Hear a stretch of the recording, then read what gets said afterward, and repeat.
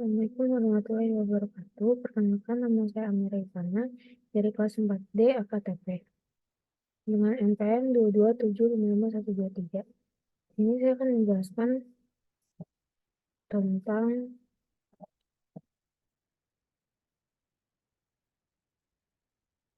potensi panen kelapa sawit. Pertama ada definisi. Panen adalah pemotongan tandan buah dari pohon sampai dengan pengangkutan ke pabrik yang meliputi kegiatan pemotongan tandan buah segar, pengutipan brondolan, pemotongan pelepah, dan pengangkut hasil ke TPH dan pengangkut hasil ke pabrik. Lalu secara umum kelapa sawit dapat dipanen pada umur 3,5 dari masa penanaman, tergantung mutu perawatan yang diberikan dan jenis varietas yang ditanam. Pemanenan yang terlalu muda mengakibatkan sedikitnya kelapa sawit yang dihasilkan, dan pemanenan yang terlalu tua akan menyebabkan buah akan segera membusuk. Jadi karena itu kita harus memanennya di saat yang pas, tidak terlalu muda dan tidak terlalu tua. Lalu ada sistem panen. Standar panen yang digunakan antara satu perusahaan dan perusahaan lain kemungkinan berbeda. Pada tandan buah matang minimal harus memiliki 5 brondolan di piringan bertanda buah siap dipanen. Pelepah yang ditunas dipotong menjadi 3 bagian dan disusun rapi pada gawangan mati. TBS dan brondolan disusun rapi di TPH untuk pengangkutan ke publik. Tangkai buah dipotong menyerupai huruf T. Sistem panennya. Lalu ada prosedur pemanenan. Yang pertama ada perontokan, yang kedua ada pengangkutan, ketiga ada penggilingan, keempat ada ekstraksi, kelima ada pemurnian. Lalu ada identifikasi biaya panen. Yang pertama ada biaya tenaga kerja, yang kedua ada biaya transportasi, yang ketiga ada biaya perlengkapan panen, yang keempat ada biaya peralatan panen, yang kelima ada biaya perawatan TM. Lalu ada akuntansi panen.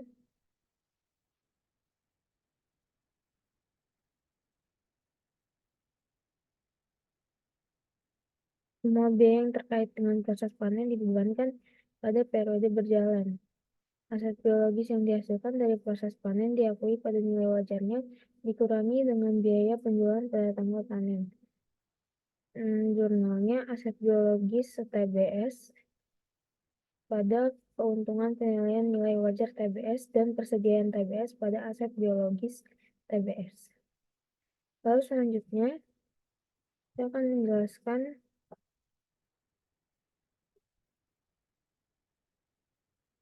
pertemuan 5, yaitu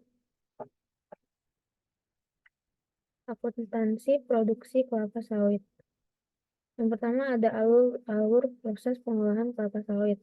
Yang pertama ada penerimaan TBS, yang kedua proses sterilisasi, lalu ada mesin bantingan dan dipecah menjadi 2, bisa menjadi tandan kosong, pengolahan limbah menjadi limbah cair, digunakan untuk pupuk tanaman di lapangan. Lalu ada juga menjadi buah sawit, proses pengepresan dipecah menjadi 3, CPO kotor, bui sawit, dan serat.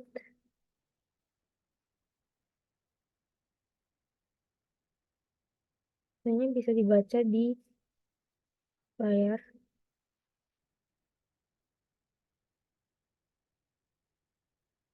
Lalu selanjutnya ada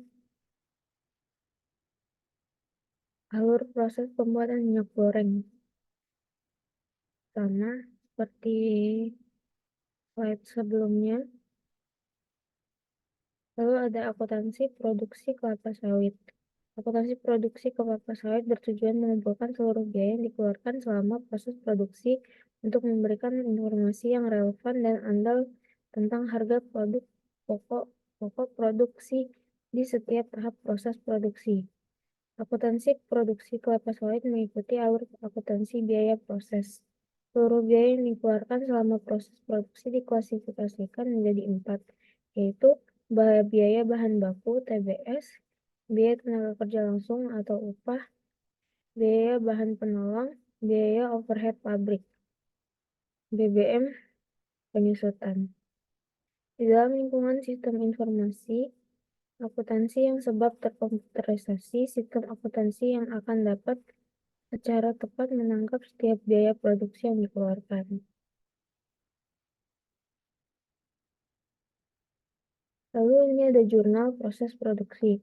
Yang pertama, pengumpulan biaya produksi. BDP biaya bahan baku pada persediaan TBS. BDP biaya tenaga kerja langsung pada kas dan atau bank. BDP biaya bahan penolong pada persediaan bahan penolong. BDP BOP pada persediaan OP dan atau DLL. Lalu yang kedua ada pengakuan persediaan barang jadi.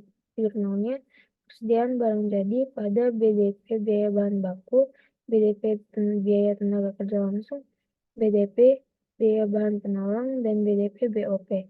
Yang ketiga ada pengakuan persediaan dalam proses akhir tahun, persediaan barang dalam proses. Jurnalnya persediaan barang dalam proses pada BDP biaya bahan baku, BDP biaya tenaga kerja langsung, BDP biaya bahan penolong, dan BDP BOP. Lalu yang terakhir ada jurnal penjualan barang jadi, yaitu bank atau piutang pada penjualan dan beban pokok penjualan pada persediaan barang jadi.